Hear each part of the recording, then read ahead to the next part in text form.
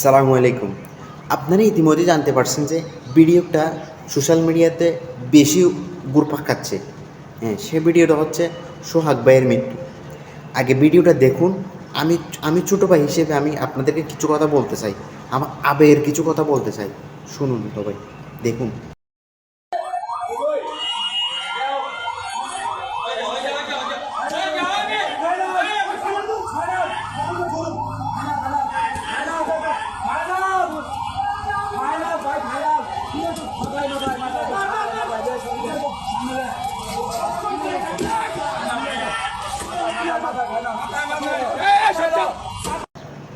এক স্বৈরাচার চলে গেছে, আর এক স্বৈরাচার আসছে।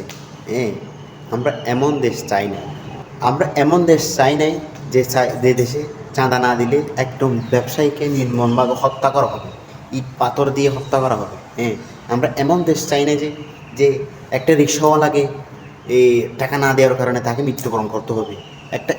আমরা এমন দেশ চাই না যে একটা ফকিরকে নির্মমভাবে টাকা না দিলেই তাকে বিএনপি নেতাকে টাকা না দিলেই নির্মমভাবে হত্যা করা হবে। এমন কিছু বিএনপি মানে কি এখন এমন কিছু বিএনপি উঠতেছি অলরেডি উড়ে গেছে। হ্যাঁ, তার কি কার পাওয়ার ভেবে চলে সেটা তো আপনারা সবাই জানেন। হাত যদি বড় না থাকে, এরা কখনোই মানে কি এগুলো করতে পারে না। দুঃসাহস এরা হয় না। বড়দের বড়দের হাত পায় বলেই এই কাজগুলো করতে পারে। হ্যাঁ, আগে ছোটোদেরকে ছাঁটাই না করে বড়দেরকে ছাঁটাই করুন। ছোটোদেরকে ছাঁটাই না করে বড়দেরকে ছাঁটাই করুন। আমার দাবি হচ্ছে এটাই।